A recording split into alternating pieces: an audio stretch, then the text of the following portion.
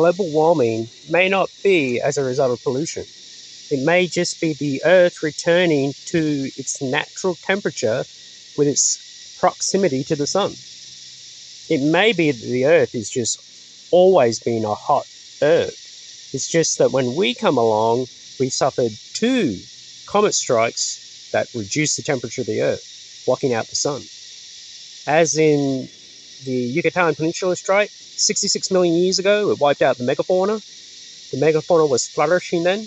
The Earth was much hotter. Antarctica had rainforests, not ice and penguins. It had lush rainforests and dinosaurs. Till the Yucatan Peninsula strike, and then that put a cover over the Earth, blocking out the sun and causing temperatures to reduce, and the megafauna of that period, Cretaceous, was wiped out. Now, only I say, 49,000 years ago, we have the Arizona impact crater. Now, around this time was other impacts, more with greater energy, cause another cloud. As for the Cretaceous, though this resulted in that ice age from 49,000 years to 12,800 years ago when we suffered the Younger Dryas comet impact, which then melted that ice in North America, though still keeping the Earth cool for another ice age. So we've had 2 strikes. One 49,000 years ago, which created the ice sheet over North America 2 miles high, and then the second, Younger Dryas, which resulted in the melting of that ice sheet, causing the Noah flood. And also, additionally, it is my belief that the Earth naturally has more than one north-south. It could have multiple magnetospheres. The north-south is just when the comet come through. It drew them all to the north, like you can draw a piece of metal with a magnet to have magnetism. 12,800 years ago, the Sphinx, Egypt was probably a lush area of rainfall and an oasis, and they don't know why the erosion on the Sphinx, but possibly the Sphinx is pre-12,800 years ago, when the power heads were over the Giza pyramids. Much like Nikola Tesla's power tower, they operated in that way. That's why there's a golden head on the pyramid that is now missing. It produced power from a magnetic power head located there. Same within South America, a magnetic power head located over South America. Also, on top, was there a golden dome or a copper dome to produce electricity free, as Nikola Tesla tried to make a tower to give free power, which was, of course, blown up. No one wants free power, right? You don't make no money from that, Nikola Tesla. And here we can see there is ice 2 miles high thick. This is a occurrence on Earth, and it happened that 12,800 years ago, North America's ice cap was 2 miles high. 2 miles high. It actually depressed the North American continent down 300 feet by the weight of the ice upon it. So Younger Dryas come through and melted that ice. And then the ocean level all around the world was raised 400 feet. 400 feet, that's a lot. Do you think the place you're at now, and you look up 400 feet and then put water over that, that's how extra the ocean rose after Younger Dryas. And it changed the climate of the Earth. And we can see here the magnetosphere going forward. Now, this is like a magnet to aluminium. You go past it and oscillate the magnet past the aluminium, it will cause a reaction.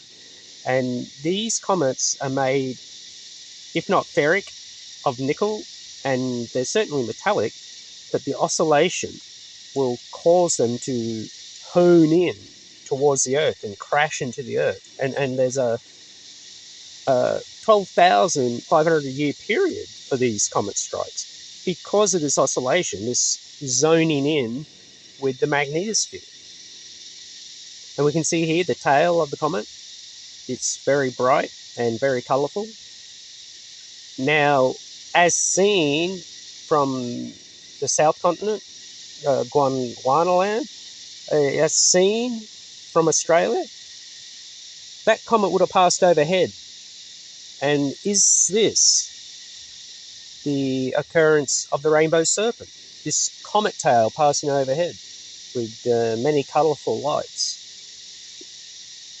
I often wonder this. I'm not sure, I wasn't there, I couldn't see it, but I'm just saying, could this be the tail? Could this be the rainbow serpent?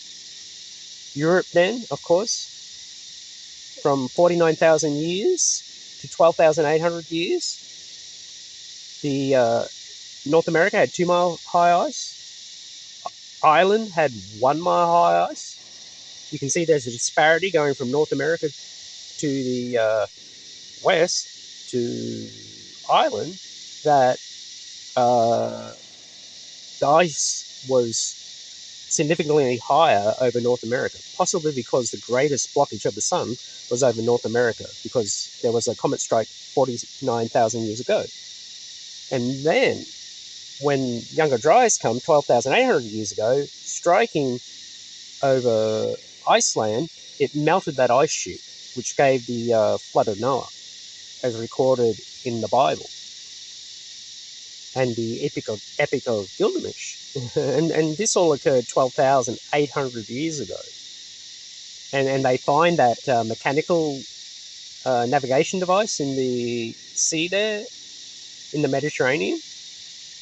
Was this because there were multiple power heads there, and compasses weren't of much benefit? Only after Younger Dryas were compasses of benefit, because Younger Dryas drew the power heads to one single north.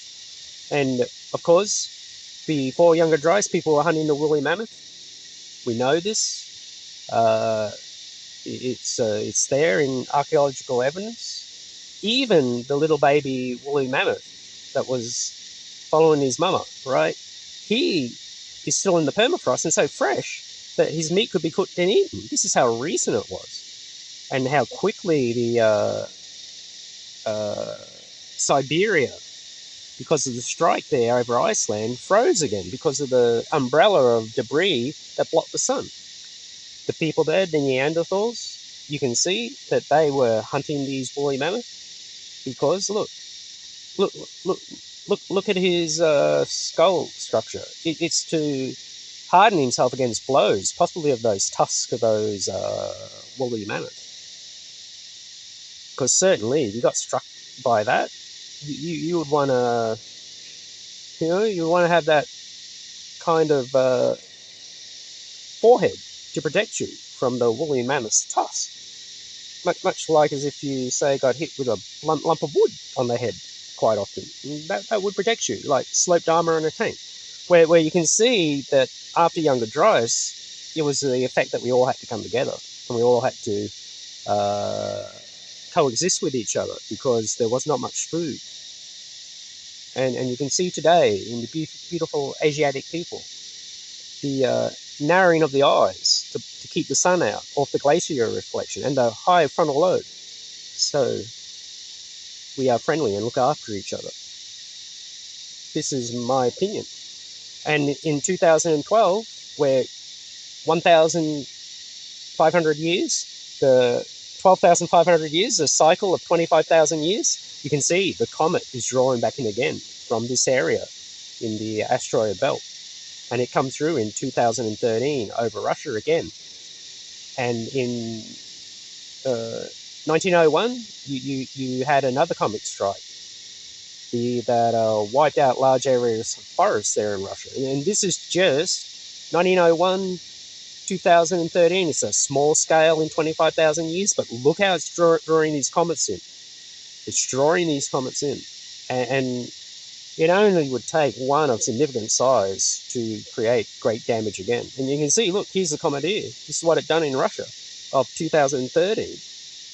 And the comet of 1901 that struck in Russia was much more devastating. It just luckily hit an area of just expansive forest. So in my opinion, Earth's temperature is always going up, and Siberia is going to thaw